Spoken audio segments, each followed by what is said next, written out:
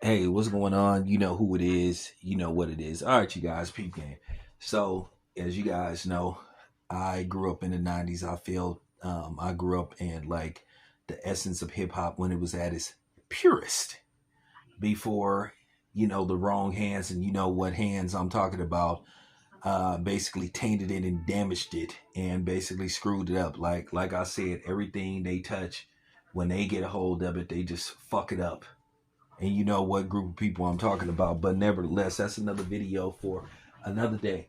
But there was a particular song that I, like by the House of Pain that I actually thought was harder than Jump Around. Now, they will be forever, tied and be linked to Jump Around because it was a classic. It was an iconic song. To this day, you still hear it occasionally on movies or you see it on commercials. I hope that House of Pain is getting paid for that. I hope they own the rights to that song because that would be sad.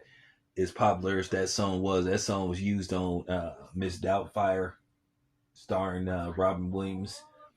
You know, so I hope that they're making money off that song. And the funny thing about Jump Around, uh, was passed over, at least from my knowledge, by two different people. I may do a video about that, how that song came about, but it was first originally given to Be Real of Cypress Hill. Be Real did an interview about it. He said basically he couldn't write to it. He said he just couldn't feel the beat. I didn't have that happen to me. There were just certain beats that was presented to me, and I was just like, I couldn't. I was like, man, I can't write to this. I just ain't feeling this beat. That happens with everybody. So, Be Real passed on the beat. But then I heard also that Muggs, who I think produced the song, he tried to, give it to Ice Cube, or he basically tried to pass it on to Ice Cube, and the same thing happened. That Ice Cube, he didn't want the beat neither. That he didn't like it. So basically, you had two people that passed on it, and then, uh, you know, somebody, with House of Pain's team heard it, and it got passed on to House of Pain, and then, as you know, the rest is history, and we got a classic song. But I know everybody thinks about Jump Around when you talk about the House of Pain, but there was actually a song that the House of Pain put out on their second album. I think it was the first track released from their second album. I forgot what the second album was called. I didn't buy that album. No particular reason. Didn't buy the I didn't buy the album because they were wider, and that didn't have nothing to do with anything. If I bought Third Base album, they were wide. Of course, I've owned several copies of License to Ill, so it really didn't have nothing to do with them being white. I just never got around to buying the album or buying the CD or the tape back then. So, but it was this song called On Point, and I liked the song a lot. I liked the video a lot. The beat was hard, and then the video was hard too. It was like them, basically showing up at what looks to be an underground, like unsanctioned, boxing event, and they had a lot of those back in the day. A lot of fight clubs and stuff. They called them fight clubs. There were quite a few of them in certain places. I ain't gonna say quite a few. I know New York was known to do stuff like that. They would have them in like abandoned warehouses. LA would do it, of course, and then some parts of the Bay Area. I heard Oakland did it at times too. Oakland used to have boxing at a Royal Park, so that would take place in the daytime. So Oakland did it, but a lot of ours would be outside, and then of course Boston. So they had a lot of spots like that. So you know, um, when I say the beat was cold. You know, I'm talking about Everlast. He brought it on that song, and so did Danny Boy. Hook was Hook was fire. When it's time to rock a funky joint, I'm on point. When it's time to rock a funky joint, I'm on point.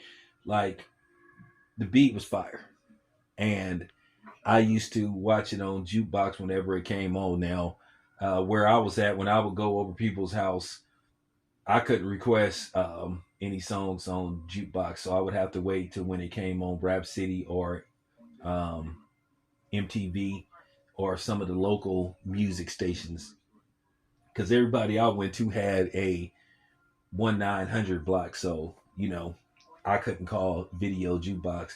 And if you guys don't know what video jukebox is, video jukebox was pay-per-view for music. Basically, they would have a list of songs and have a list of videos you could watch.